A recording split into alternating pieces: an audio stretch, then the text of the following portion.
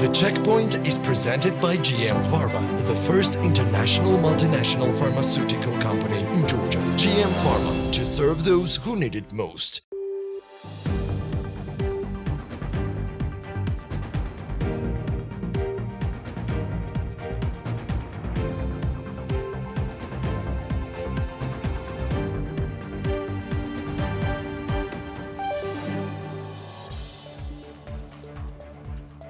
As you can see, we won't be running headlines today.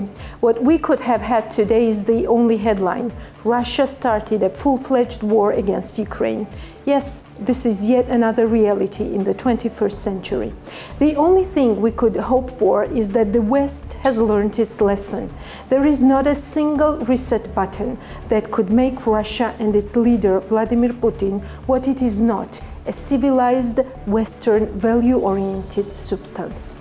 Putin is against the world, even if the world is not able to understand this to the full extent.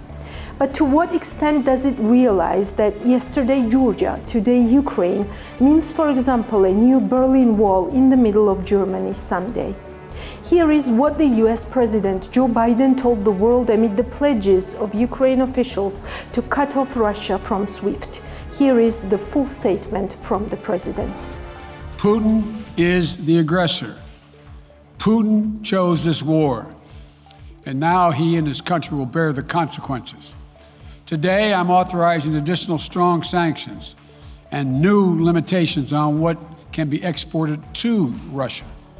This is going to impose severe cost on the Russian economy, both immediately and over time. We have purposely designed these sanctions to maximize the long-term impact on Russia and to minimize the impact on the United States and our allies. I want to be clear, the United States is not doing this alone. For months, we've been building a coalition of partners representing well more than half the global economy. 27 members of the European Union, including France, Germany, Italy, as well as the United Kingdom, Canada, Japan, Australia, New Zealand, and many others, to amplify the joint impact of our response. I just spoke with the G7 leaders this morning, and we're in full and total agreement. We will limit Russia's ability to do business in dollars, euros, pounds, and yen to be part of the global economy. We'll limit their ability to do that. We're going to stunt the ability to finance and grow the Russian military. We're going to impose and we're going to impair their ability to compete in high-tech 21st century economy. We've already seen the impact of our actions on Russia's currency and the ruble, which early today hit its weakest level ever in history. The Russian stock market plunged today. The Russian government's borrowing rate spiked by over 15%. In today's actions, we've now sanctioned Russian banks that together hold around $1 trillion in assets. We've cut off Russia's largest bank, a bank that holds more than 1/3 of Russia's banking assets by itself, cut it off from the U.S. financial system. And today, we're also blocking 4 more major banks. That means every asset they have in America will be frozen. This includes VTB, the second largest bank in Russia, which has $250 billion in assets. As promised, we're also adding the names to the list of Russian elites and their family members that we're sanctioning as well. As I said on Tuesday, these are people who personally gain from the Kremlin's policies, and they should share in the pain. We will keep up this drumbeat of those designations against corrupt billionaires in the days ahead. On Tuesday, we stopped the Russian government from raising money from U.S. or European investors. Now we're going to apply the same restrictions to Russia's largest state-owned enterprises, companies with assets that exceed $1.4 trillion. Some of the most powerful impacts of our actions will come over time as we squeeze Russia's access to finances and technology for strategic sectors of its economy and degrade its industrial capacity for years to come. Between our actions and those of our allies and partners, we estimate that we'll cut off more than half of Russia's high-tech imports. It'll strike a blow to their ability to continue to modernize their military. It'll degrade their aerospace industry including their space program. It will hurt their ability to build ships, reducing their ability to compete economically. And it will be a major hit to Putin's long-term strategic ambitions. The U.S. Department of the Treasury's Office of Foreign Assets Control imposed expansive economic measures in partnership with allies and partners that target the core infrastructure of the Russian financial system, including all of Russia's largest financial institutions and the ability of state-owned and private entities to raise capital, and further bars Russia from the global financial system. The actions also target nearly 80% of all banking assets in Russia and will have a deep and long-lasting effect on the Russian economy and financial system. The Treasury is taking action against Russia's top financial institutions and majority of institutions' subsidiaries around the world. So yes, President Biden was right. The sanctions are tight and strict and will have a very negative impact on Russia, but in the medium or long term. The war is now.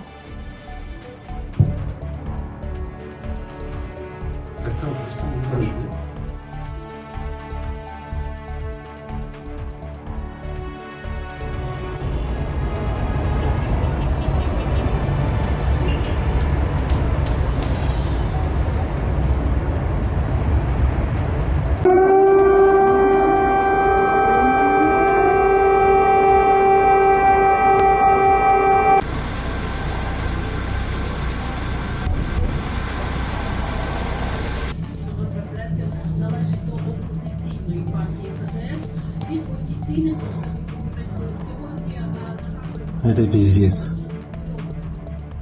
By the way, Russian state-owned bank VTB owns subsidiaries in a number of post-Soviet countries. The sanctions imposed by the US were extended to all the bank subsidiaries, including VTB Georgia. As of fourth quarter of 2021, VTB Bank Georgia is the fourth largest player in the banking sector in terms of assets, and that's over 2 billion lari. As of 2021, the bank's loan portfolio amounts to 1.5 billion lari, making it the fifth largest bank. As of the fourth quarter of 2021, the bank's deposits were 1,560 million lari, of which 894 million were term deposits, 227 million were demand deposits, 406 million were current deposits, and 37 million lari were deposits of other banks. According to the financial report, VTB Bank generated a net profit of around 38 million lari, thus occupying the sixth position in the banking system. As of the 2020 financial report, the bank employed around 1,000 people in Georgia. The bank issued a statement this week stating that it has sufficient capital to serve its customer liabilities. Regarding liquid funds, VTB Georgia noted that they had developed a plan with the NBG to ensure the bank's liquidity. The bank has a chartered capital of 410 million lari, which is supplemented by subordinated loans of 110 million lari from the central bank, and therefore VTB Bank has the opportunity to fully repay the obligations of customers if necessary. As of February the 1st, the ratio of its total assets to customer funds and deposits of resident banks exceeds 135%, totaling 565 million lari. JSC VTB Bank Georgia, together with the National Bank of Georgia, has developed an action plan in case of imposing sanctions. Accordingly, the bank prepared to meet these sanctions. At the same time, in case of liquidity needs, the NBG is ready to provide the bank with appropriate resources, VTB Bank Georgia wrote. The National Bank of Georgia also explained that VTB Bank Georgia would have to comply with international sanctions. As for the bank's clients, NBG would be ready to protect them. VTB also falls in the package of severe sanctions against Russia declared by the British Prime Minister Boris Johnson. The package targeted banks, members of President Vladimir Putin's closest circle, and the extremely wealthy who enjoy high-rolling London lifestyles. This was Great Britain's input in the process of Western nations coordinating actions to impose tough sanctions against Russia in response to its all-out invasion on neighboring Ukraine, where Moscow staged missile strikes on cities and poured its troops into the country. Speaking to Parliament, Johnson said Putin would be condemned by the world and by history for his invasion, never able to cleanse the blood of Ukraine from his hands.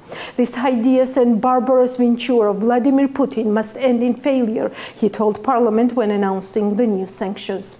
For our part today, the UK is announcing the largest and most severe package of economic sanctions that Russia has ever seen.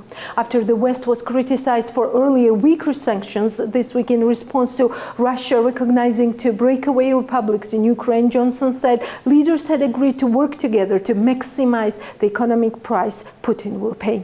A government official said the coordinated sanctions by countries around the world would knock percentage points off the Russian economy in the next 12 to 18 months. Let us listen to Great Britain's Prime Minister Boris Johnson. Putin's venture must fail, indeed. Britain's unwavering support for Ukraine's sovereignty and territorial integrity. And now the UK and our allies will begin to impose the sanctions on Russia that we have already prepared, using the new and unprecedented powers granted by this House to sanction Russian individuals and entities of strategic importance to the Kremlin. Today, the UK is sanctioning the following 5 Russian banks: Rossiya, IS Bank, General Bank, Promzyaz Bank, and the Black Sea Bank. And we are sanctioning 3 very high net worth individuals: Gennady Timchenko, Boris Rottenberg, and Igor Rottenberg.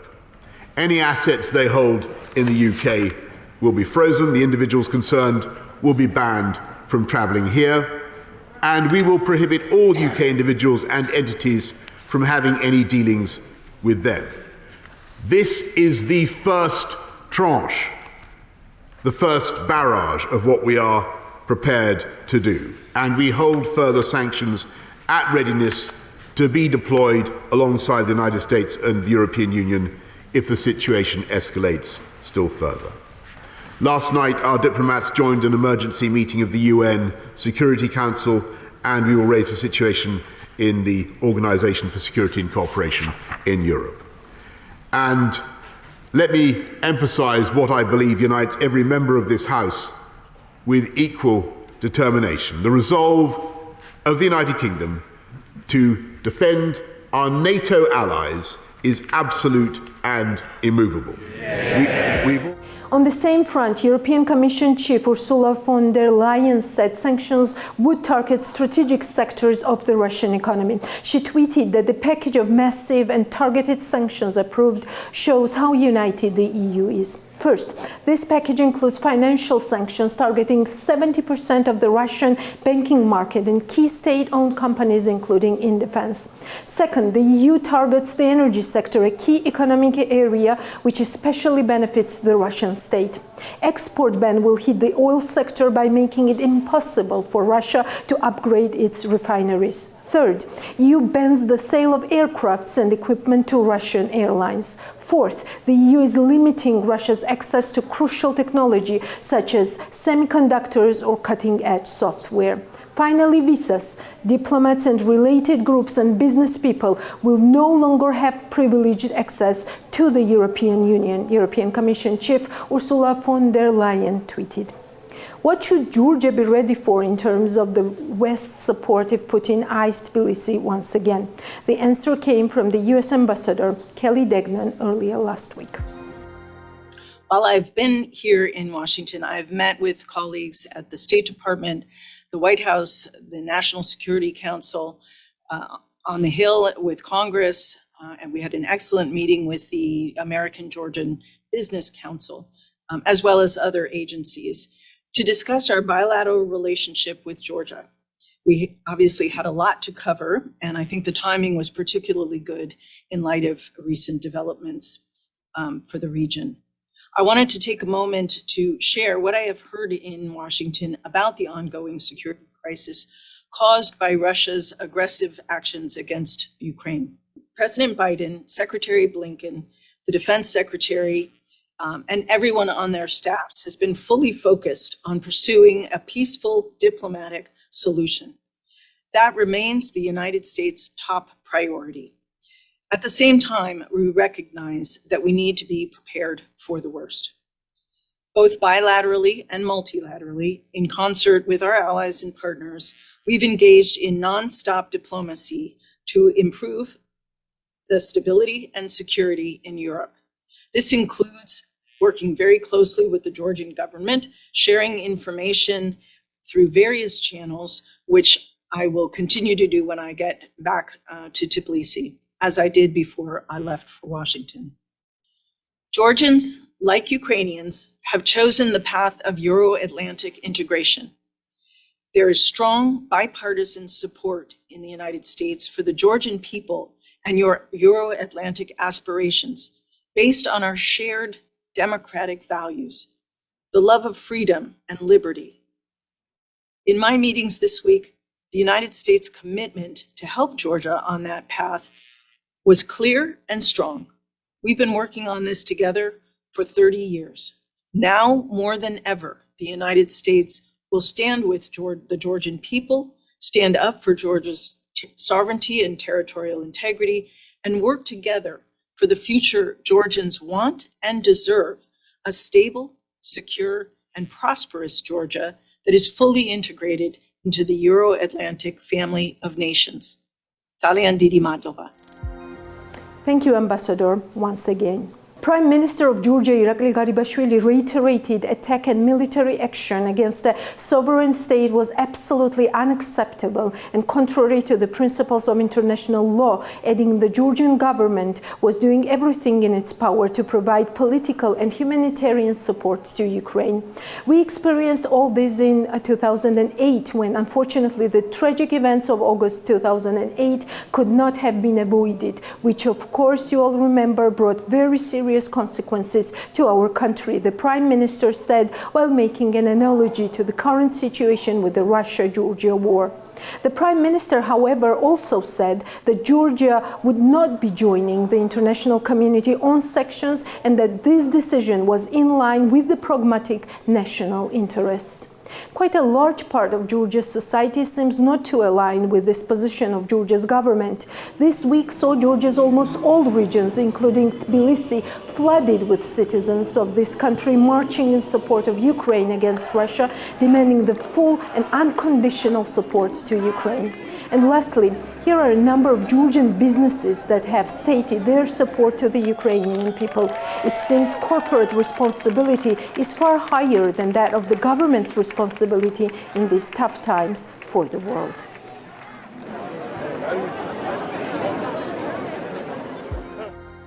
Ukraine has been forced into war after Russia invaded. Over the past days, explosions have been heard all around the country, with civilian deaths and injuries already being reported. And while Georgian companies several kilometers away from the conflict try to help the Eastern European nation from here at home. The development company M Squared responds to the developments in Ukraine and expresses its support to Ukrainian people. The company released the following statement. We understand very well what war means and its worst consequences for the civilian nation. We think at such times every message is encouraging and important. We decided jointly with our residents to support the Ukrainian people in the M Squared complex with raising the Georgian-Ukrainian flags. We are well aware of the price of freedom and struggle for it, the company's statement reads. In Group, a hotel management company, expresses solidarity with Ukraine and the Ukrainian people. In this regard, the company publishes announcements on the social media, where it offers Ukrainian tourists to stay in a hotel free of charge. In Group expresses its sorrow over the developments in Ukraine. We express our gratitude to our brotherly Ukrainian people. We offer Ukrainian citizens to stay in hotel completely free of charge. In-Group team wishes peace to Ukraine and the world, the company's statement notes. Resort Sairme offers Ukrainian citizens in Georgia to live in their hotel for free. The hotel notes in a statement that such support is very important during the war. Resort Sairme is in support of Ukraine. We believe that support in this situation is crucial. We offer our Ukrainian friends people seeking temporary asylum due to the state of war to accommodate them in our hotels completely free of charge. Peace to Ukraine, the statement reads. Holiday in Tbilisi expresses solidarity with the Ukrainian citizens in ongoing war with Russia and issues a brief statement. Ager Group expresses its solidarity with Ukrainian people who have already stood by our country in active cooperation with the Embassy Ukraine and Georgian National Tourist Administration. Holiday in Tbilisi is ready to provide free assistance to Ukrainian citizens and families in Georgia. We hope that peace and justice will prevail, the company said. Georgia Distributors Business Association, with the support of its member companies, expresses its readiness to support the food of dozens of Ukrainian citizens remaining on the territory of Georgia and to provide them with food. Citizens of Ukraine who are in the territory of Georgia due to the current situation and are unable to return to the country, regardless of their location in Georgia, will be provided with food and necessary hygiene items by the Georgian Distributors Business Association. The association has written to the Embassy of Ukraine in Georgia and the Ministry of Foreign Affairs of Georgia. The parties were informed to provide information to the association in the light of the situation so the association could take appropriate action in a timely manner. What is the economic situation in Georgia considering the impact of the pandemic? The interview with Fitch Ratings has been recorded before Russia decided to show its real face once more. A recent rating for Georgia states that a credible and effective policy framework and stronger governance indicators relative to BB peers underpins Georgia's rating. Let's start from here, and I will let you elaborate a little bit on this for our viewers and followers. Certainly, thank you. Thank you very much. Yes, we affirmed Georgia's long-term foreign currency rating at BB on the 4th of February. And it is really governance and policy that are the key strengths for Georgia's rating. Our criteria places a lot of emphasis on governance. We have quantitative ways of measuring that through World Bank governance indicators, and Georgia scores well there. We also think you can see it in economic policy. We think particularly the National Bank has a strong, credible monetary policy.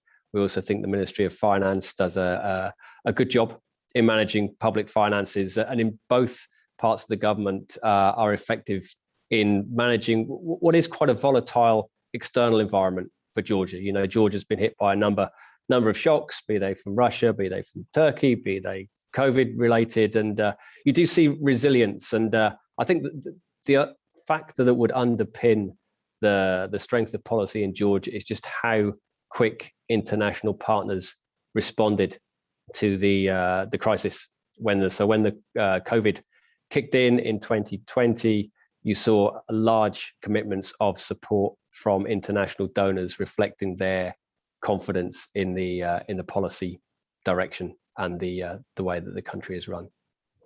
Thank you, Paul, for your comment. Aliona, what are some of the strengths connected to the financial sector of Georgia, and how does this sector fit into this overall general assessment of the rating for Georgia? Mm-hmm. So the financial, the banking sector, its performance remains pretty strong. So the banks very quickly recovered from this, from the crisis, from the pandemic.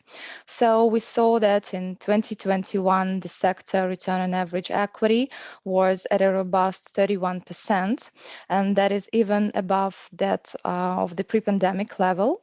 So this high and strong result was supported by the economic growth, by the acceleration of lending, but also to an extent by the recovery of some of the provisions which the banks, as you know, preemptively and massively created at the onset of this crisis. The banking sector also has quite good and strong solvency metrics. So the prudential capital ratios are now even above their pre-pandemic levels, and that was supported by the retention of dividends, by the moderate growth, and also, as I mentioned, by the very strong earnings. Yeah, and so we do expect that the performance of the banks will remain strong, and maybe it could normalize somewhat compared to the level of 2021, because we do expect that the loan impairment charges, the reserves, should return to their pre-pandemic levels, which is about 1 to 2% of loans. But in a nutshell, we do expect the performance to remain healthy, and it of course supports the Georgia's sovereign rating. Thank you so much, and we will dig deeper a little bit into these points. The rating also says that risks to the GDP outlook remain on the downside. What could be the main driver of these risks? And Paul, you mentioned several. You mentioned COVID. You mentioned developments in Turkey and Russia, and also my emphasis would be this whole current situation with Ukraine and. No, that's absolutely right. Yeah, you've really highlighted some of the main risks. I should say that our forecast for economic growth this year is 5.5%. So that's pretty strong performance. A lot of that will be driven by the continued rebound in the tourism sector. So this again is one channel where if you do see conflict between Russia and Ukraine, it's going to have a negative impact on tourism inflows across the region. And more broadly, we do see the potential for spillover from the Russia-Ukraine conflict to have a negative impact, both on growth, potentially on investment. It's also going to impact on financing costs. And you would see broader risk aversion towards emerging markets in general. And there has been an element of this already. And that would come through to the lari. So that would also affect potentially local currency financing costs as well, because that would also feed into inflation. We'd also have the issue around energy supplies. So again, if there are any disruptions to energy supplies from Russia to Europe, that will have a knock-on impact. Again, that will feed into inflation, which is one of the challenges in Georgia at the moment. These things that broadly, from that conflict that would broadly impact emerging markets, you will find that Turkey is one of the emerging markets that's most vulnerable to those factors. And of course, Turkey's a big trade investment partner to Georgia. It's been noticeable actually that you saw a very sharp depreciation in the Turkish lira towards the end of last year, and the lari has actually been resilient to that. But we still think there could be more pressure from Turkey. They've trying to adopt a very unorthodox economic model, and we actually downgraded Turkey's rating last week. So we think the risks, the channels there, both from tourism but also from investment, from trade, are potentially negative.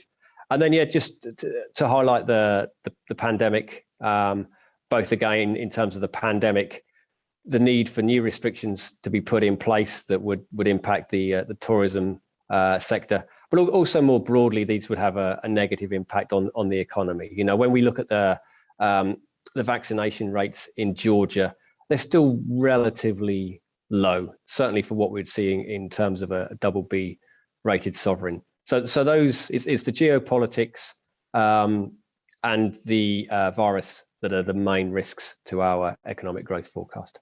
Yes, my small question to you before I go to Alona and ask her how that affects the financial sector in Georgia is that, you know, at this point when the whole world is discussing what type of sanctions should be imposed on Russia, it makes sense to kind of like assess countries that are highly correlated with Russia's economy and, for example, less correlated. Where would you position Georgia in that respect? It's certainly not as closely related as some other countries in the region, but there are important trade links, certain specific products where Russia is a big market, and Russia at the moment is a big source of tourism. If we think more broadly about the potential sanctions that could be put on Russia, then from our perspective, a lot of those are going to be on the banking sector, and so it have a more significant impact on the banking sector. And here, the connections with Georgia are a lot less. I will let Alona elaborate a little bit on your last point here. Alona, please. Yeah, maybe first of all to mention on the geopolitical tensions. So today we haven't seen any direct impact of that on the Georgian banking sector. So the banks during the pandemic, they remained quite good access to international markets, to IFIs, and today we haven't seen any problems in the financing flows from the IFIs and from the foreign markets to the Georgian banks. On the tourism, yeah, so it remains quite a big challenge and a big risk to the Georgian banks, though the tourism sector comprises maybe less than 10 or maybe 5% of the total loan portfolio. So the tourism sector has not yet recovered to the pre-pandemic levels, and we do not expect it to recover this year. But anyway, the banks managed to quickly restructure their exposure to these vulnerable segments, as well as to the real estate and some others. Also, the direct support from the authorities in terms of various guarantees provided to these sectors and in terms of various subsidies, they also were pretty helpful in terms of reducing the debt burden of the borrowers, and as a result, the overall deterioration of the asset quality metrics at banks was far less severe than we initially expected. But also these stimulus packages, do you think that helped, for example, currency stability in Georgia and also inflation? And what is your take? From my perspective, then inflation is mainly caused from or derives from external factors rather than domestic factors. The one domestic thing you see in inflation at the moment is what we would call a base effect, which is because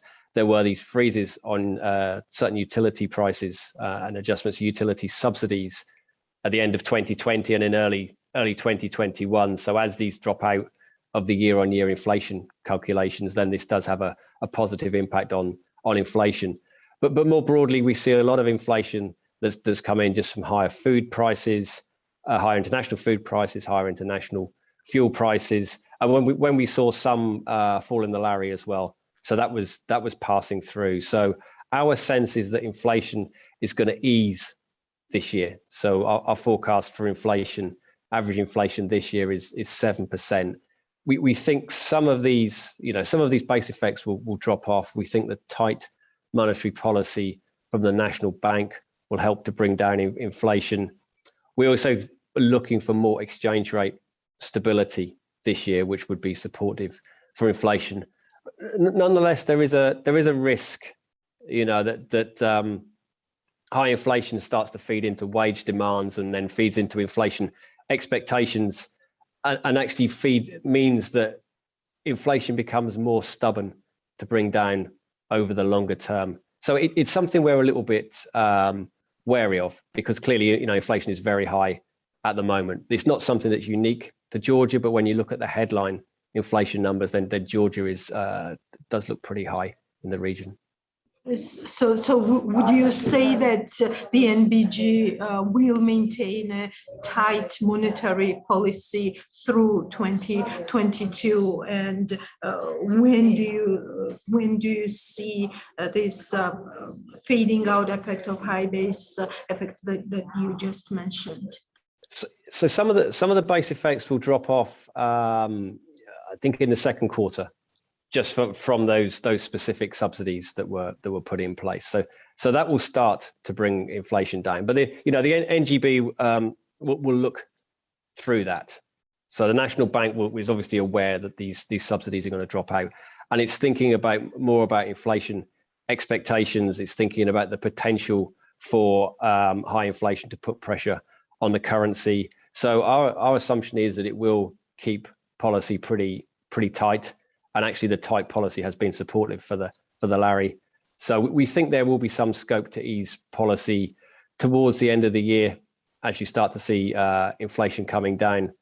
But yeah, we think they will keep monetary policy tight, and this is actually sort of a supportive factor for the rating. You know, the response has been, we would consider it appropriate, and has had an impact clearly on the currency, which has helped contain the growth in inflation. Since we're talking about the currency as well, what should be the approach of NBG to the external buffers, and also buying more reserves? Because what we read is that by Fitch's estimates, external buffers remain adequate at this point. It's 3.6 months of current external payments, but Fitch also highlights that this is below the current BB median, which is 5.6 months in 2021. Yeah, so there are two different elements here. One is when you look at them on a stock position, and when you compare reserves against more or less any metric we think about. So in terms of liquidity, in terms of import cover, they're pretty low versus the peer group. However, if you think about the actual trend in reserves, then reserves have actually gone up.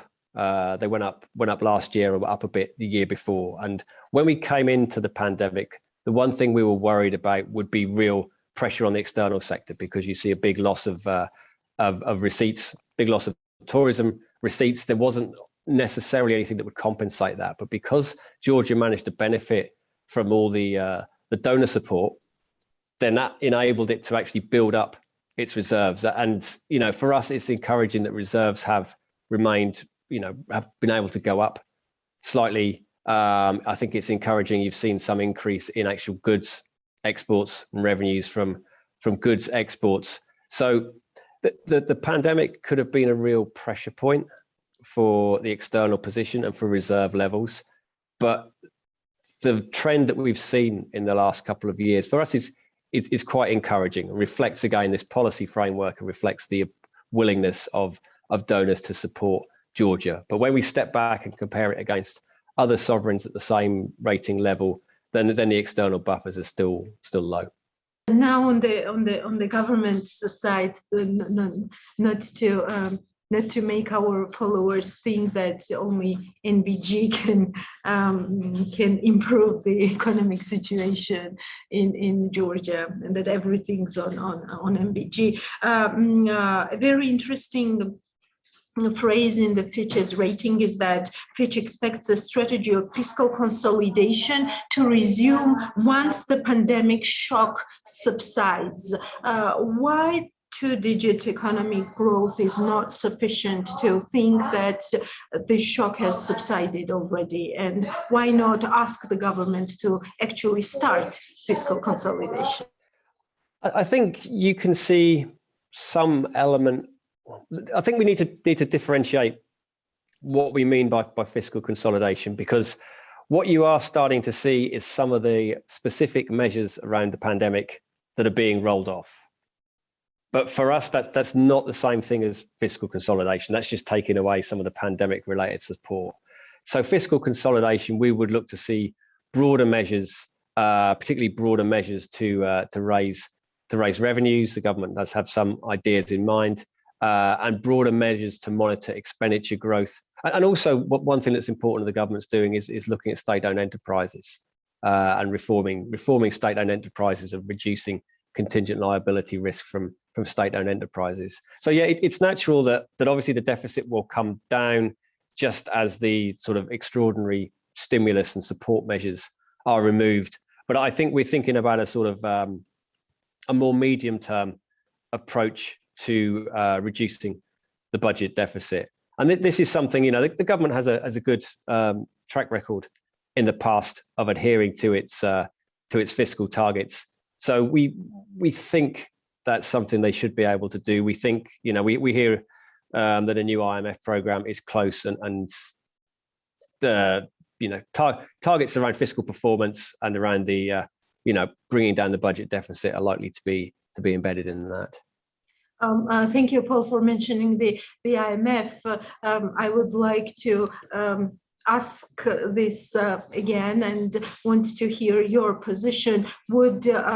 Would it give more confidence to Fitch if Georgia has this program with IMF, especially SOEs, and reforming, like fundamentally reforming SOEs, taking away from SOEs this quasi functions that it has, that's on the agenda with IMF?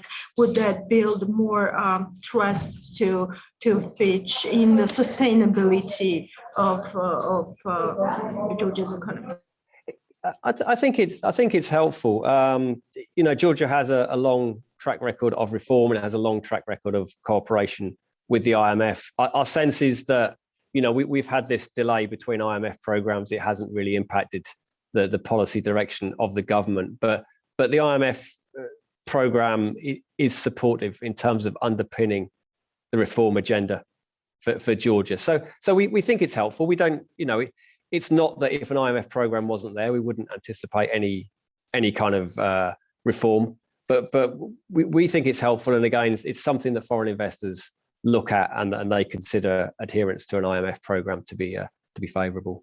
One more interesting phrase in Fitch ratings is that medium-term spending pressures remain high on the back of an ambitious government infrastructure plan. What does Fitch have in mind while talking about the ambitious government infrastructure plan? And then I will build up with this new initiative that came from the Prime Minister recently.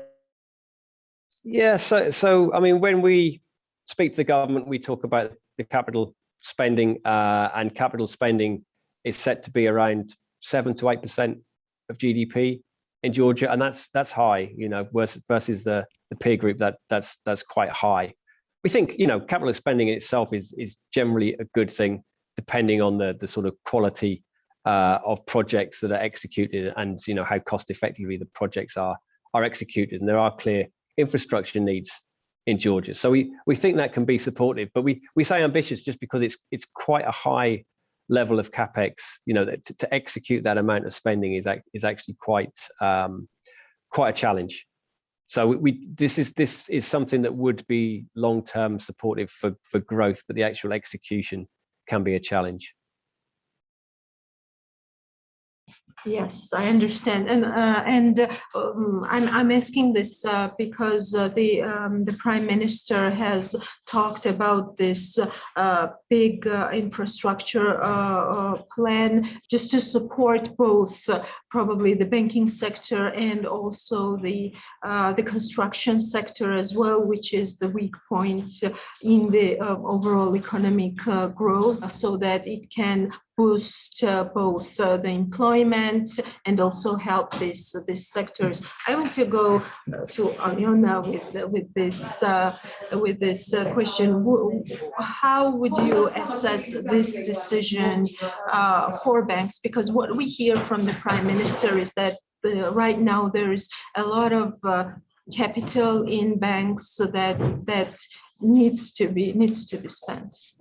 I could argue with you that banks do have quite sizable capital buffers to spend on growth, because so the new capital requirements that the National Bank postponed during the pandemic, they are now being gradually phased in, and actually the National Bank expects almost all the banks to be compliant with these higher requirements in 2022, and the two largest banks have already mentioned that they are just compliant with that.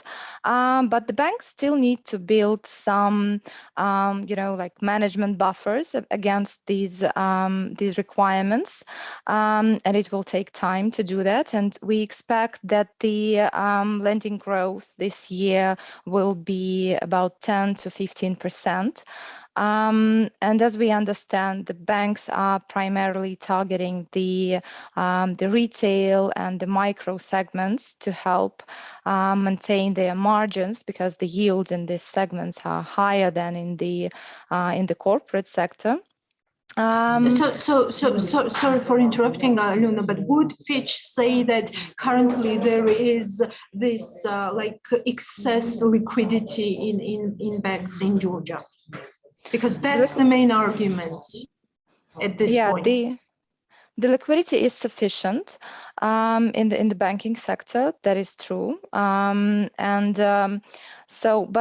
but it doesn't mean that all this liquidity could be utilized for lending. So that's the point. But definitely, yeah, the banks do have capacity to issue construction loans, to issue longer-term corporate loans, a part of the retail and other segments.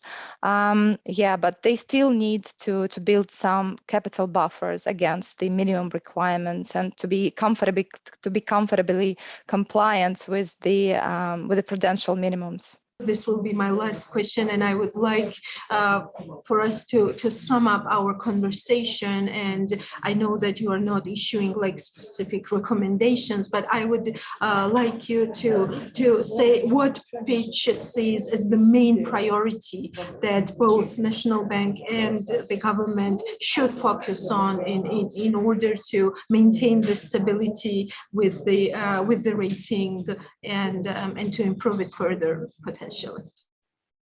I think you actually almost answered that question yourself there. The main priority is maintaining stability in what's a particularly volatile environment at the moment. I mean, when we think about the rating, we identify what could be positive for the rating and what could be negative for the rating. And in terms of the positive things, then one is just stronger and more sustainable growth and this reduction in dollarization.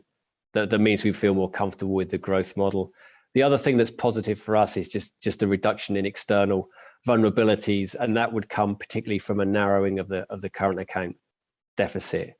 The negatives, we've talked about a couple of those. Obviously, the impact of geopolitics and domestic politics to some degree on economic growth and on economic policy making. Also, if government debt were to continue to rise, that's something we would view negatively. And a final thing is if we saw a further increase in the current account deficit, we saw a continued drawdown of reserves, which we've said are already relatively weak, but then that's something that we would view negatively. Thank you. Alona, please. Yeah, so for the banking sector, the main positive things would be the reduction in dollarization. I think that's the main point.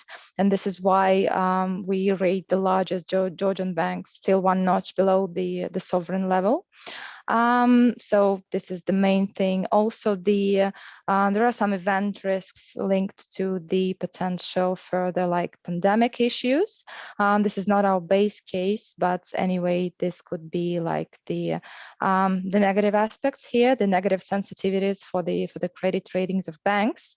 If this led to some deterioration in asset quality metrics and profitability of the banks, that would be credit negative, of course. Well, the world is upside down today, and probably still no one in that interview anticipated such a twist of the Putin plot. One thing that's clear is that this rating is really important to draw quality investments to the country. But actual examples of such investors already in the country have even more value. Drive Wealth is the newest example for us. Together with Galt and Taggart, this experienced partner will try its best to raise the financial culture in this country, making the business environment more appealing for the investment in Georgia. You will get the same impression after watching the interview that Georgi Sagadze kindly conducted for the Checkpoints. Michael, so glad to have you in our office. Thank you so much for visiting us. Drive Wealth in Georgia, Drive Wealth and Georgian market, it's something very special what is happening. You're a member of 250 fintech companies on US market, what I've searched. And at the same time, by the way, my first question is, Georgia for dry wells, it's 153rd country, or am I right? We do Sort have of. end users in over 150 countries, so I think we Somewhere. may, yes, but I think that in terms of partnership, the partnership with Bank of Georgia and Galton Taggart is, I think, about our 100th, a little over 100th partner. I've also learned some details of your biography. I'm so much impressed.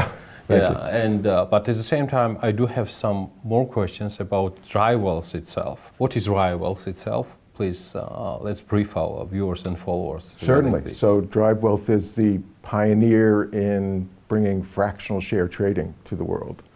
And the idea really is to democratize investing so that investors of any size can own 4 lorry worth of Apple or 10 lorry worth of Facebook. And we've been building that technology and that brokerage capability for about 10 years. And we partner with great companies like Bank of Georgia, Galton Taggart around the world. And this capability really opens up the world of investing for people who never had that kind of access before. And we're talking about very large companies that are listed in the US and very liquid market, very accessible market. So for regular retail investors, it's a very unique opportunity. And we've been very successful with that. So we just had a very successful Series D fundraising, which valued our company at $2.85 billion. So we are now an official unicorn. And great to be working here in Georgia. Yeah, but why Bank of Georgia? Well, you mentioned Galton Taggart as well. Well, I do have answer on this question, but definitely our viewers and followers might have some of them. Why Bank of Georgia and Galton Taggart? What are the criteria? How you're, monitoring your future partners and allies? Well, it is certainly important in each country where we do business that we want to work with very respected institutions. We also get involved with early stage companies, but it's a wonderful thing when you can go into a country like Georgia and work with an institution like the Bank of Georgia that has so much presence and so much credibility. They do. And so I was actually introduced to the Bank of Georgia by the founder of a European fintech. Whoa. And that was really my first opportunity to look at the market and understand the potential here, and we were all very excited about it. So it's working. It is working, yes. Great. I want to share, well, it's not a secret, but it's a sort of story happening between myself and David Nishnianidze. It's first time in face I'm interviewing him. We are usually doing it every Tuesday, but it was always happening online due to the COVID and all the other restrictions. So much happy to host you here as well, David. Likewise, thanks.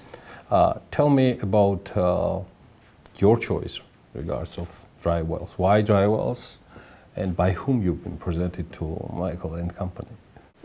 Sure. Obviously, you also know that Galton Taggart has a unique place in Georgia in terms of investments, and we are proudly to say like a leading brokerage house in Georgia, and we've been listening to our clients very closely and trying to give them a product that that they are requesting, and one of them was more affordable trading capabilities, if we can say so. So we had our homework, and then we start looking for providers, brokerage houses that could provide such services. Needless to say, we had many partners, potential partners on the list. However, the credibility, experience went still on the dry wells side, and they do have a good track record.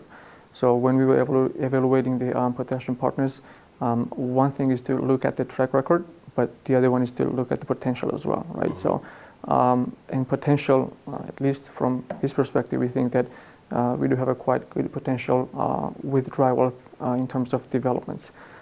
Because if you don't develop and don't grow where the clients would like you to go, you have to follow the client's needs in a nutshell. And we do think that dry wealth has a strong will to answer those needs down in the road. And obviously, we can say that for now, the partnership has been really successful, and we are happy to be partnering with DryWealth. You have a lot of consumers and clients, and your portfolio is huge and impressive. It's been mentioned various times, but still, I mean, this partnership is oriented on what kind of consumers or clients? I mean, who will benefit more in regards of your partnership with DryWealth?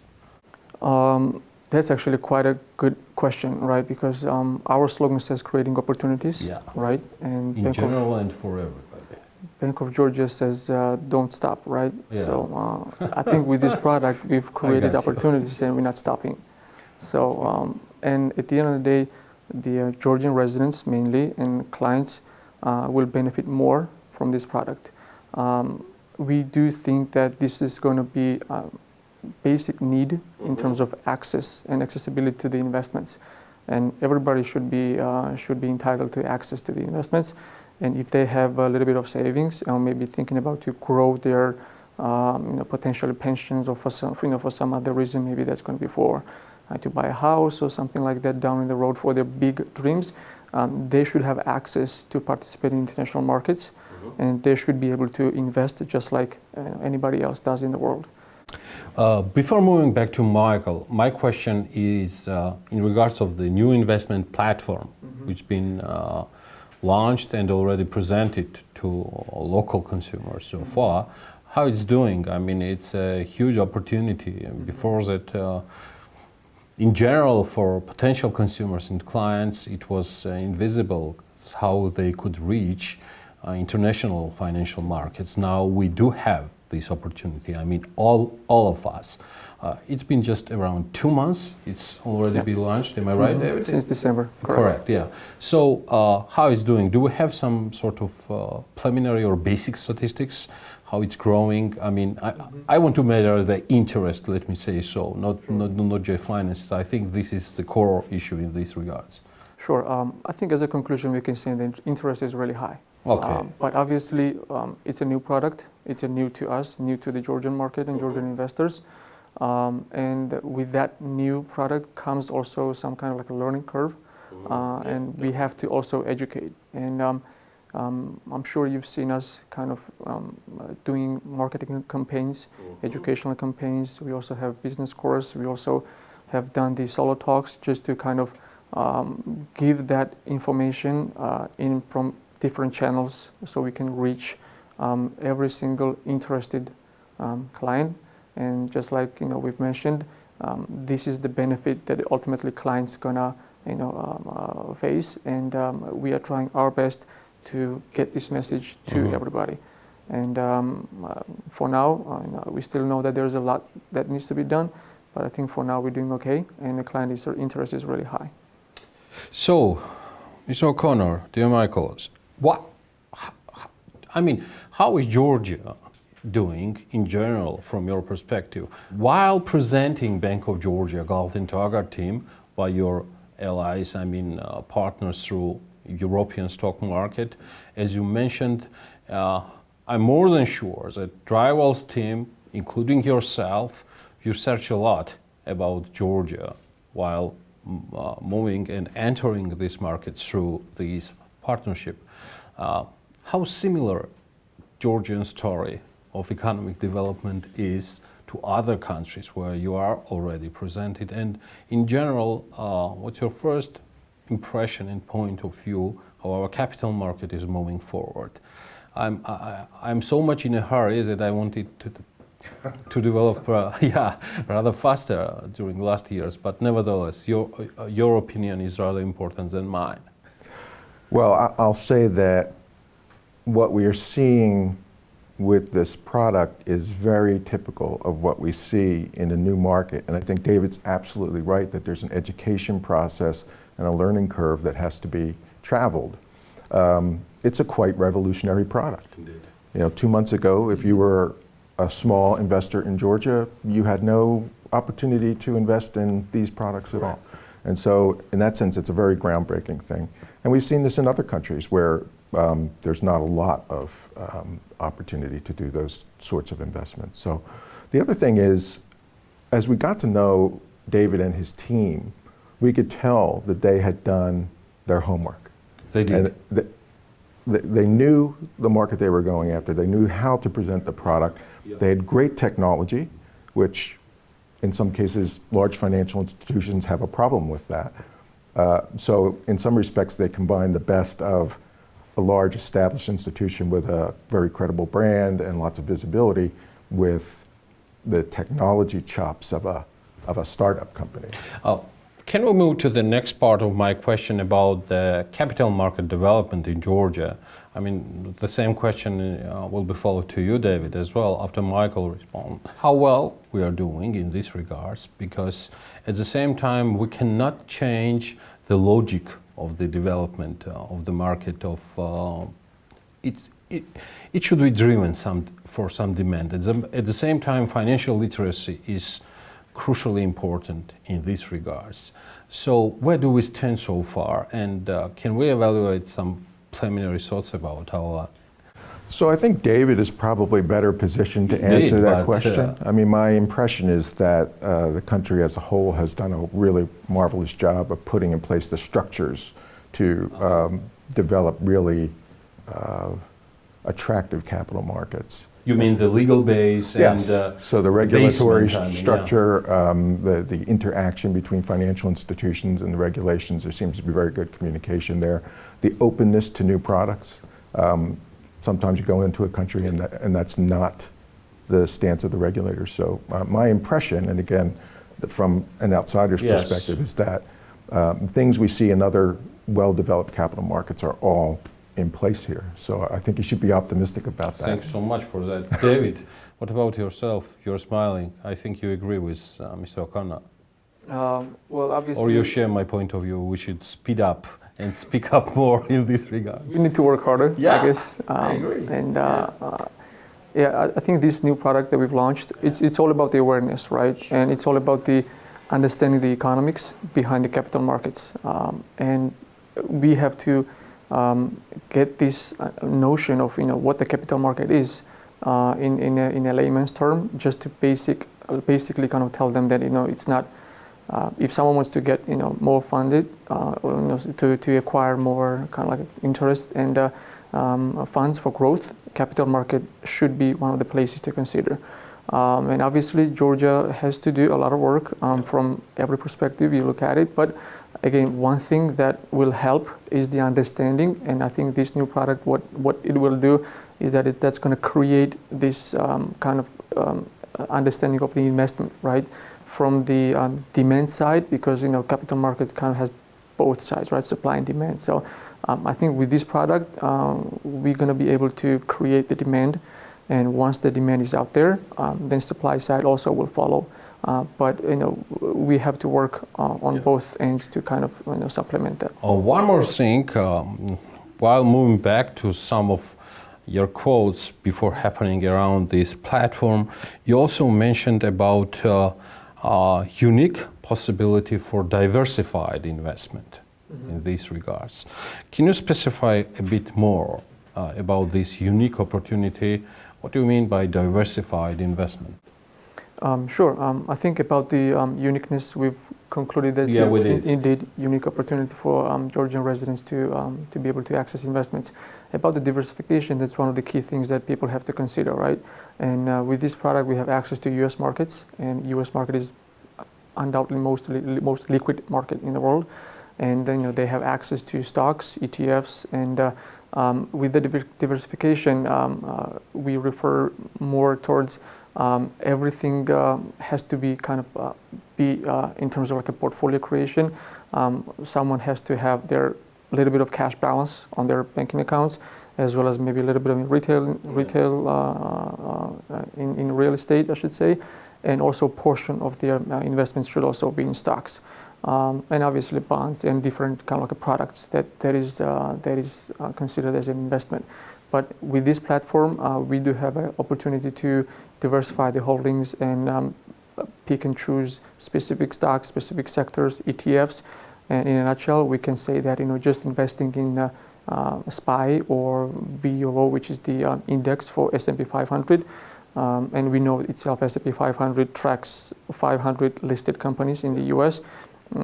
That itself is a diversification. Yeah, when you are following those 500 companies, right, with just buying one instrument.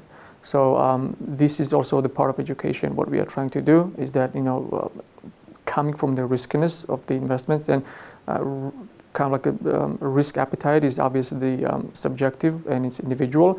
And if someone who's a risk averse, they can just move towards ETFs. Or if someone is who's more risky, they can pick and choose stocks and go with the stock investments.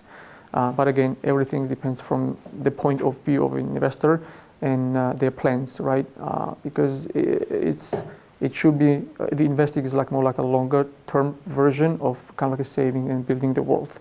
So if someone thinks that they're going to need money in a month or two, I think it's better to stay on the sidelines maybe and kind of like decide what they want to do with their money first and then go with the investments.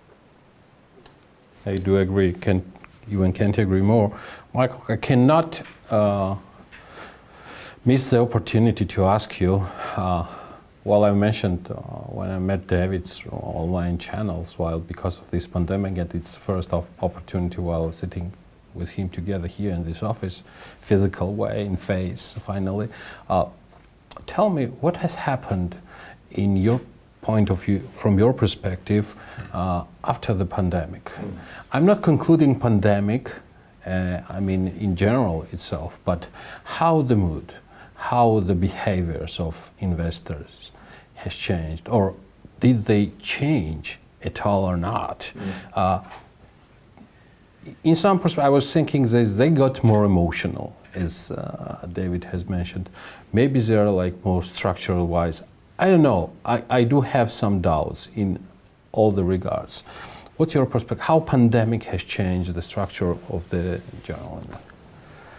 Drive Wealth has been in a really unique position to watch and learn from what has happened during the pandemic era. And the things that we've seen, one is very, very obvious. There's been a huge explosion in retail investment around the world. And this is one of the advantages of our business models, that we have partners around the world. So we see that with the onset of the pandemic, for various reasons, people got much more serious about their own financial well-being. And for a lot of people, getting involved in active investing was an important part of that and continues to be. So we see much higher levels of participation in overall market activity from the retail segment. And that continues to be the case. The other thing is, you mentioned emotion. There's no doubt for new investors, there's an emotional component to it. And it always was. Yeah, I think so too. And I think too, there are new tools that people can use to be smart about their investing, even if there's an emotional element to it. So we've seen this with certain stocks that have been popular on various sites and social media platforms, right? And I think that will continue to be the case, that people will get their information in new and unique ways, and it makes them informed investors, but also they invest in the things that they're interested in. And so hopefully with this education process, you focus on diversification first, and this idea of dollar cost averaging, that is making small investments regularly over time, and those are really the winning formulas for retail investors. Yeah, sure. Thank you so much for being with us. It's a pleasure. It was a great pleasure. So thank you so much. David, thank you so much for being with us and for this very interesting interview. Thanks. Thank you. This and everything is possible if Georgia wisely chooses the right side in this unprecedented war in the 21st century, which should have been logically an era of diplomacy rather than the war. And it will have to choose, better soon than late. And lastly, let me remind you what the headlines of all the reputable media worldwide covered this week. Gamma radiation dose rates at the Chernobyl exclusion zone have exceeded control levels at a significant number of observation points after the power plant was captured by Russian forces. In a Twitter statement Friday morning, Ukraine's parliament said data from the automated radiation monitoring system of the exclusion zone had reflected a change in dose rates, which refer to the quantity of radiation that can be absorbed per unit time. But now it is currently impossible to establish the reasons for the change in the radiation background in the exclusion zone because of the occupation and military fight in this territory, it said. In a separate statement, the State Inspectorate for Nuclear Regulation of Ukraine said that fluctuations in the performance of sensors could potentially be attributed to the disruption of topsoil due to the movement of a large number of heavy military equipment through the exclusion zone and the release of contaminated radioactive dust into the air. The condition of nuclear facilities and other Chernobyl facilities is unchanged, it said. The question is, how long? Well, from what we see today, not long is left since sanctions target Putin and Lavrov in person. No more words are needed. Very shortly and simply, I stand with Ukraine, Forbes Georgia stands with Ukraine, Forbes Women stands with Ukraine, BMG stands with Ukraine, the Checkpoints stands with Ukraine. Long live freedom, long live independent Georgia, Slava Ukraine.